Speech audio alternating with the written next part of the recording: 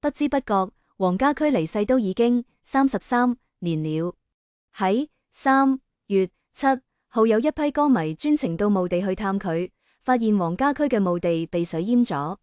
由於歌迷唔係家屬，淨係可以上網求助，希望黃家駒隔離嘅墓地同管理人員，仲有黃家強能夠出面處理。墓地需要打洞排水，歌迷冇呢個權力。歌迷影到嘅相入面顯示，黃家駒墓地隔離嘅墓地比佢高，水直接排去黃家駒嘅墓地上。隔離個墓地姓鄭，係新修建嘅，起嗰陣墓地管理人員同雙方家屬都冇留意呢啲細節。見到黃家駒個墓成地水，歌迷淨係可以借掃把掃水。如果冇人管理，清明前後估計黃家駒個墓會一直被水淹。呢張係未排水之前嘅相，可以見到水非常多，又冇做排水溝，人工唔排水嘅話，淨係可以等大晴天曬乾。鬆相入面睇，7號當日係大晴天，墓地周圍都乾乾淨淨，淨係黃家駒個墓有水淹。歌迷清潔完之後就開始拜祭，帶咗好多鮮花同祭品，十分有心。歌迷將呢啲放上網，引起好多歌迷熱議。黃家駒嘅細佬黃家強亦被粉絲問責，難道呢些年家屬都唔理嘅咩？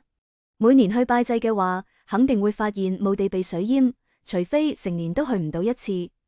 除咗家屬被問責之外，墓地管理人員亦被黃家駒嘅歌迷問責。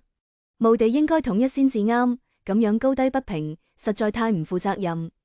黃家駒一共有5兄弟姊妹，一個阿哥，2個家姐，佢排行第4，黃家強第5。黃家駒離世嗰陣先31歲，離開33年，黃家強都差不多60歲。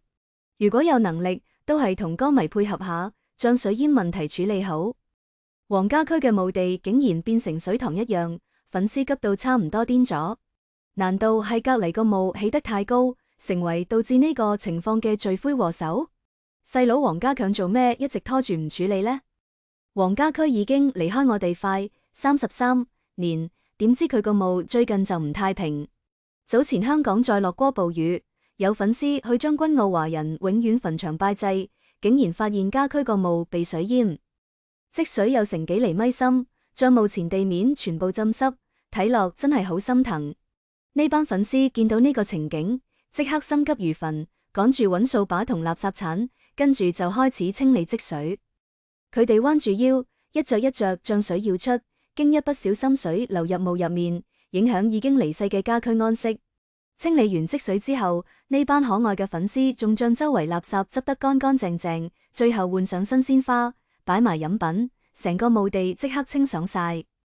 講起都奇怪，成排墓地睇落去，淨係黃家駒呢個被水淹。粉絲細心觀察之後發現，原來隔籬個墓起得太高。唔遠就係同年離世嘅鄭志強墳墓，佢家族起呢個墓時特登墊高好多。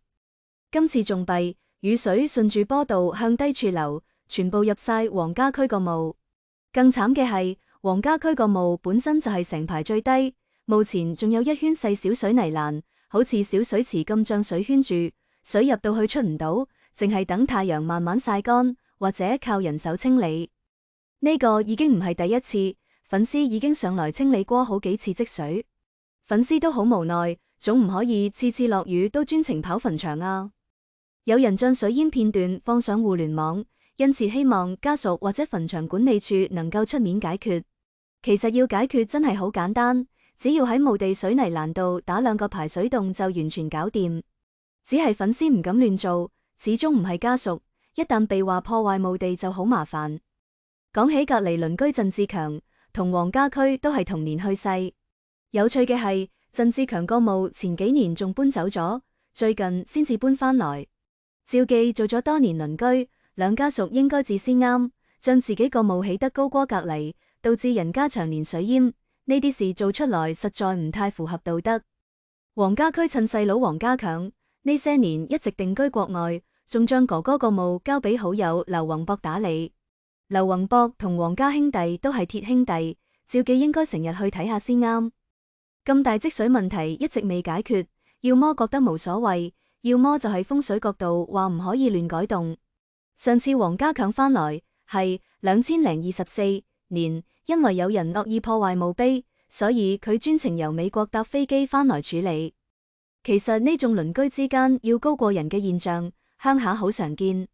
無論起屋定起墓，總有啲人想高過隔離少少，好似淨係咁樣先可以壓住對方運程。係鄭志強家人賬務起得高過黃家駒，導致對方成年水淹，呢個唔係明住欺負人咩？希望今次事態嚴重之後，無論黃家強定墳場管理處，都快啲開排水洞，等家駒可以安安心心長眠。將時間線推返去2023年雨季，呢塊墓地已經被爆出過積水相。當時有粉絲上傳對比圖，一張晴天乾燥，一張雨後水位浸到墓室1/3高度。評論區都有人@黃家人同公墓管理方，只係後續冇公開回應。再早啲，2024年初呢塊墓因為墓碑被人惡意破壞上過新聞，當時相顯示墓碑上部有明顯裂痕，現場散住碎片，警方介入調查，黃家親屬由海外趕返香港處理，重立墓碑費用、報案記錄、調監控等折騰近1個禮拜先完。今次由美國飛返香港，行程超過12小時，來回機票加食宿，對一般家庭唔係細數目。送呢個動作起碼見到家人並非完全唔理，只係成年定居海外，做唔到每次暴雨都現場睇墓地。而家排水問題技術上幾乎係最易解決嗰類，2-3個洞、一條小渠、一袋沙石，加一次傾結，成本、時間、施工難度都唔高。真正難嘅係邊個話事、邊個負責、邊個俾錢，同管理處願唔願意喺規則內做多一步。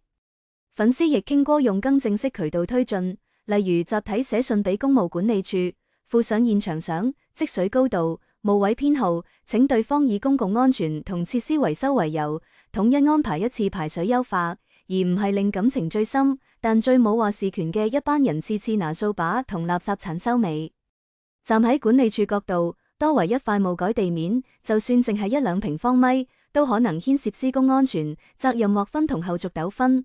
尤其當事家屬唔喺本地，聯絡方式唔公開時，主動動工就意味要承擔額外解釋成本。呢個亦係好多公墓寧願淨係清垃圾唔動結構嘅現實原因。呢塊墓真正脆弱嘅地方，並唔淨係一方排水唔順嘅石室。喺現場粉絲心入面，佢承載住90年代一段音樂回憶，係1993年突然中斷嘅舞台，係之後香港樂壇少一把聲音嘅空白。而即喺墓室嗰4厘米污水，佢哋睇落唔淨係幾個鐘幾日雨，更似長期冇被認真面對嘅少少疏忽。墓地應該點樣保護？責任落喺家屬、公墓定熱心歌迷身上。接落來可能仲要靠一次次公開討論、幾通電話、幾封郵件慢慢推動。你會點樣睇呢件事？喺唔可以經常到場嘅前提下，家屬、管理處同粉絲各自能做，又該做邊一步？先可以令呢塊墓唔好一次又一次被雨水淹沒。黃家駒一共有無兄弟姐妹，一個哥哥，2個姐姐，他排行老4，黃家強老5。黃家駒去世時才31歲，離世33年，黃家強都有60左右了。如果有能力，還是去跟歌迷配合一下，把水淹問題處理好。